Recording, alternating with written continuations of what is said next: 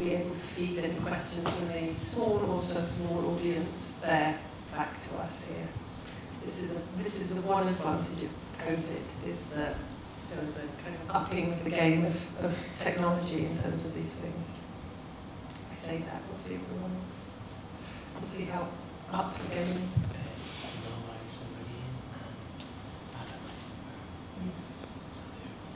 They're both just a couple of words. Right. Just one. Oh, right. Okay. Great. Hi, Noah.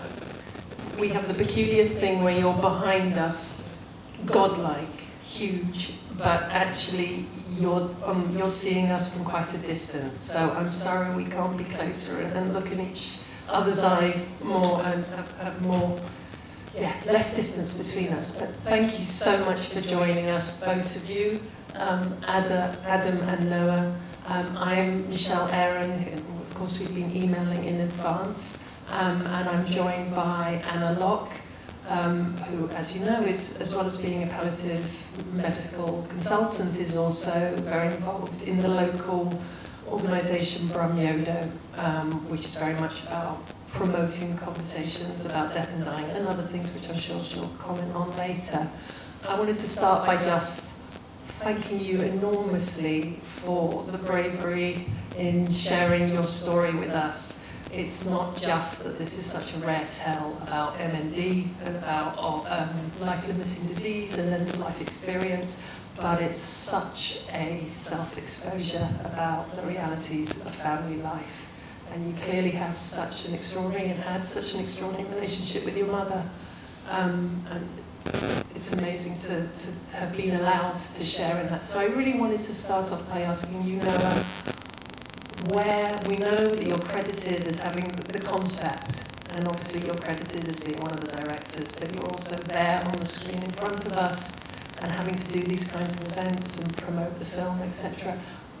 Where did this start for you? I know you attached the camera to the chair. I know conceptually that's how it worked, but how did it work in terms of the dialogue with your mother and agreeing to make this film?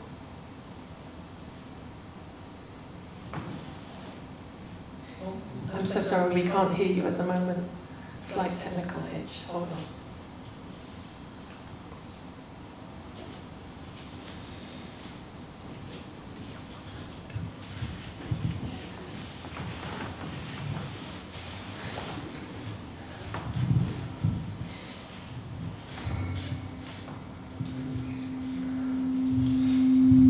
Can you hear me now?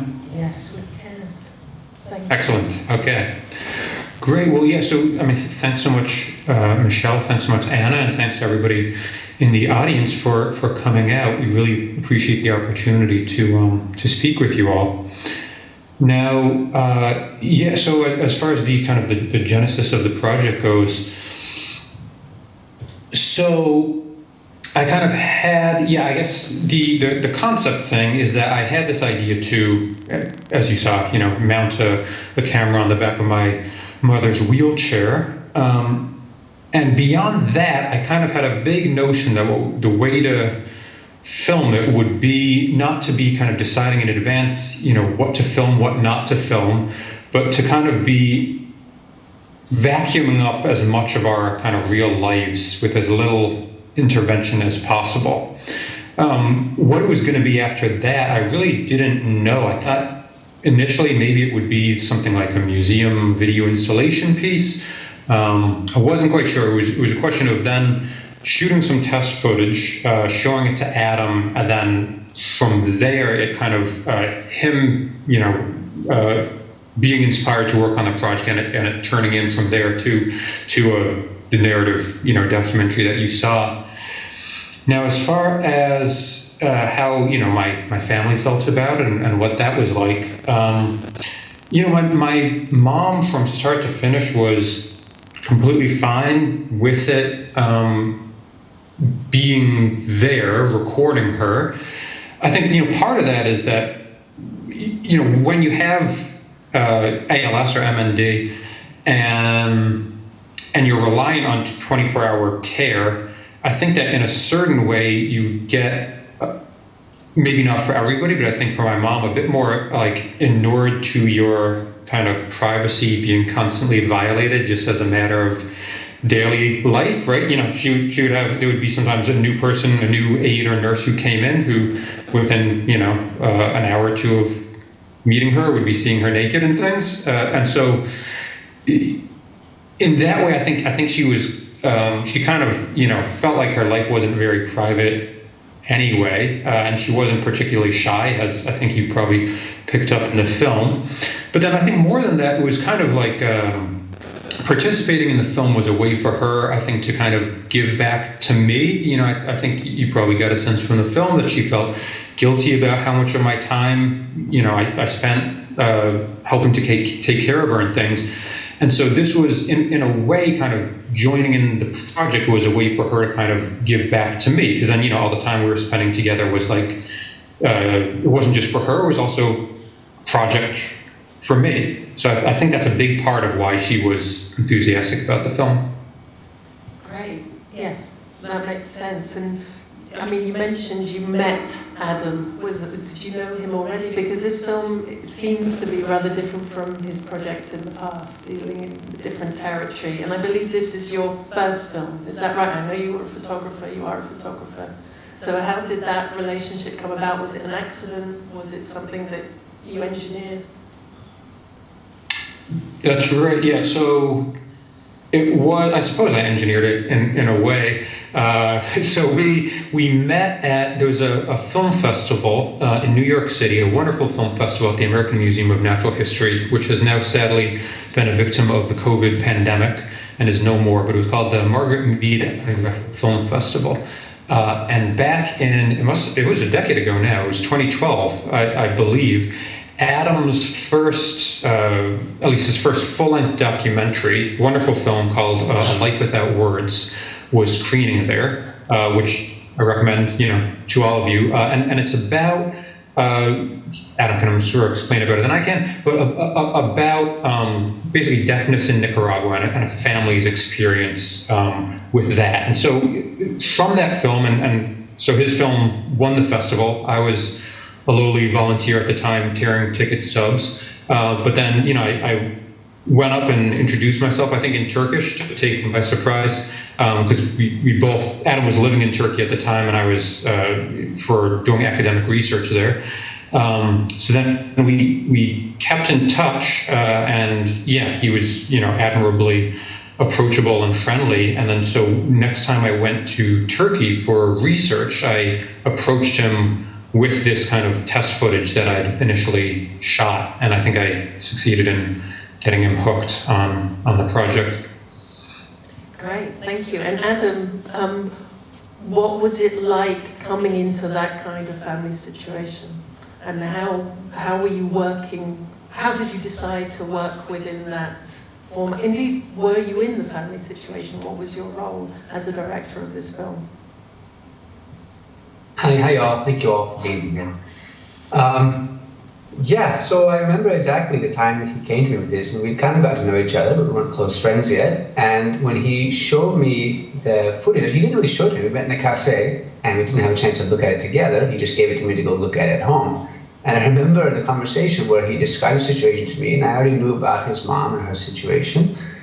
And I immediately was jumping into ideas, but first sounded very interesting to me. You know, this is the third feature film that I've been a part of, and they all deal with nuclear families, claustrophobic, difficult topics. So there is kind of a strain. I didn't realize until this one that, wait a second, I do have themes. I tend to focus on the same thing, although quite different locations and so on. And I first jumped in my mind immediately, very excited about the idea of it. And I was imagining it's very much more conventional, where I would go, I would be there, we'd wait for things to happen, and so on. And he remember him saying to me, just look at the footage and then we'll talk. You know, okay. And I went home and looked at it, and of course I saw this is a much better idea than anything I could have done, just putting the camera there and leaving the run. And so it was really exciting. And my wife, Sanam, the other director, was pregnant at the time with our first child. And to be a bit, I don't know, emotional. She's also attracted to these hard kind of films, and she's a filmmaker herself.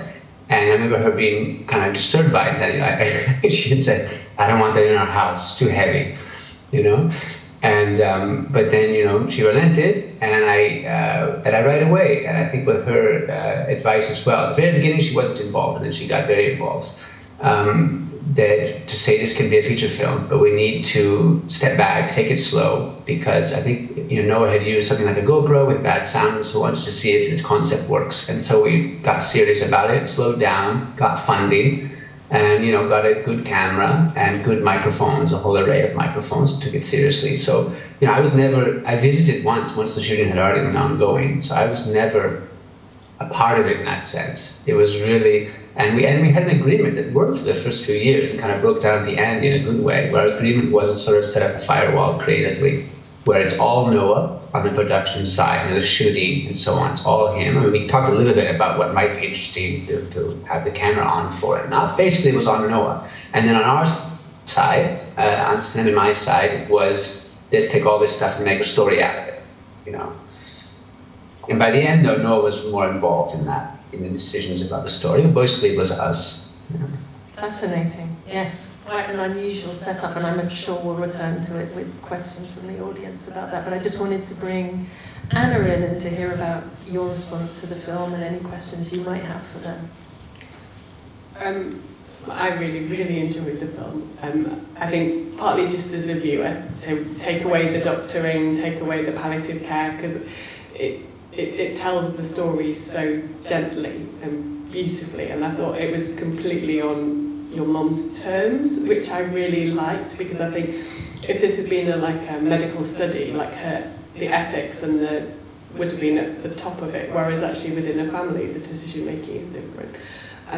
But I think as someone who's used to looking after people with motor neuron disease, I think the family dynamics was just so interesting, because I go into people's houses and I come out and I see the tension and I see the distress, and there's